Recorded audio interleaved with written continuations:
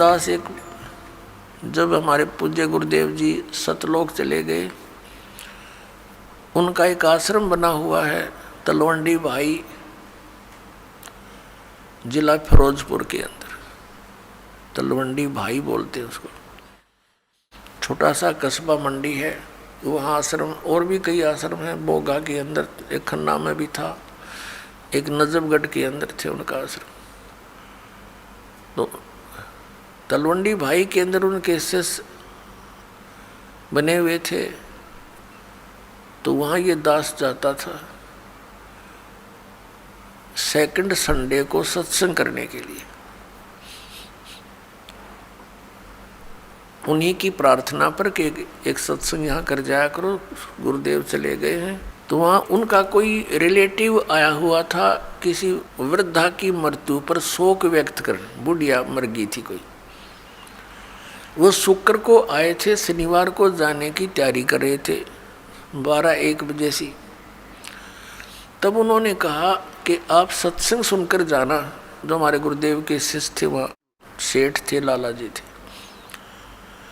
कल सत्संग होगा 9 बजे, गर्मियों के दिन थे कि कल 9 बजे ही सत्संग शुरू होगा, 11 बजे तक सत्संग होता है, सत्संग सुनकर फिर जाना। कहने लगा मैंने बहुत सत्संग सुने हैं, गुरु भी बना रखे है, ऐसी कोई बात नहीं। उन्होंने कहा आपने सत्संग भी सुन रखे होंगे, गुरु भी बना रखे होंगे, लेकिन ये सत्संग उनसे भिन्न है, इसलिए हम प्रार्थना करते हैं। वो कहने लगा नहीं, मुझे बहुत आवश्यक कार्य है, कल संडे को एक पार्टी आवेगी, उसके साथ मेरा एग्रीमेंट होएगा, और एक मुझे उसमें लगभग 5 लाख रुपए का बेनिफिट है, तो इसलिए मेरा जाना कंपलसरी है। उन्होंने कहा कोई बात नहीं, संडे को 1-2 बजे आते होंगे। हाँ, 1-2 बजे आएंगे, तो आप सुबह निकल जाना, 12 बजे चलोगे, जब 3 बजे तक पहुंच जाओगे, 4 बजे। चंडीगढ़ जाना था उसने। कहने का भाव उसने कतई नहीं मानी और चल पड़ा। पूरा परिवार था, यानी 4 सदस्य थे घर के, वो 2 पति पत्नी, 2 उनके बच्चे। अम्बाला के पास आकर के एक ट्रक खड़ा था बजरी से भरा हुआ, और उसके पिछले टायर निकाल रखे थे, जैक ला रखा था, और उसने तो 5 लाख दिखाई दे थे, अनुबंध एग्रीमेंट दिखा था और कुछ ना दिखा।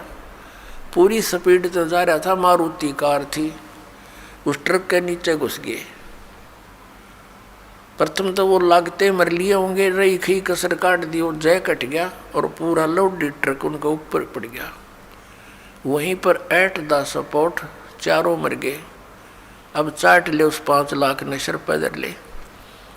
अब परमात्मा कहते हैं जो काम करने का था उसके तो निकट भी नहीं आते, सारा दिन यही गोबर के बूंद की तरह इसने इकट्ठा करने पर लगे रहते, और ये यहीं रह जाता है।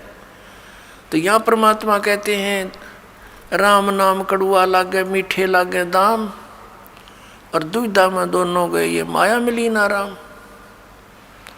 इसलिए परमात्मा हमें याद दिलाते हैं, मात पिता मिल जाएंगे 184 माँ, सतगुरु सेवा और बंदगी भाई फेर मिलन की ना। जिस परिवार को तू अपना जानकर और इसी के पालन पोषण में और इन्हीं की लोक लाज में भगवान से दूर रह रहा है भोले आत्मा, ये माता पिता तो तुझे अन्य शरीरों में भी मिल जाएंगे। कुत्ते के यहाँ जन्म होगा वहाँ माता पिता, गधे के घर जन्म होगा तेरा वहाँ माता पिता, बस पक्षी बनेगा वहाँ माता पिता, और अन्य फिर मनुष्य जीवन भी प्राप्त होगा फिर भी माता पिता। माता पिता मिल जाएंगे 184 माँ, और सतगुरु सेवा और ये बंदगी ये भक्ति भाई फेर मिलन की ना। अब परमात्मा फिर कैसी गहरी चोट इस आत्मा का लगाते हैं ताकि या कुछ फड़फड़ी ले ले, कुछ जाग जा, कुछ असर हो जाए इसका कुछ। ये एंटीबायोटिक है, ये कैप्सूल समझो परमात्मा की वाणी जो आत्मा को झंझोड़ कर धर देगी।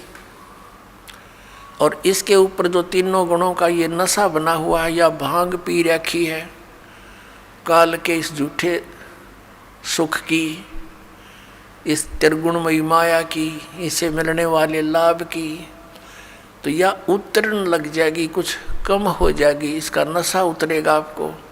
परमात्मा कहते हैं कबीर ये माया अटपटी और सब घट आन अड़ी, किस किस न समझाऊं या कुएं भांग पड़ी। आप इस सत्संग को छोड़कर अन्य सत्संग भी सुनते हो, उन सत्संगियों के व्यवहार भी देखते हो। नाम सत्संग का, कर्म सारे वही जो आम जन साधारण किया करता है। इसलिए समाज में कुरीतियाँ ना घट करके बढ़ती ही चली गई। ऐसे ही ये भ्रष्टाचार भी बढ़ता ही चला गया, दुराचार भी चरम सीमा पर पहुंच गया, अत्याचार, लूट खसोट, रिश्वतखोरी। तो क्या फायदा हुआ? इतने संत और भक्तों की गिनती नहीं और असर इतना भी नहीं किसी के।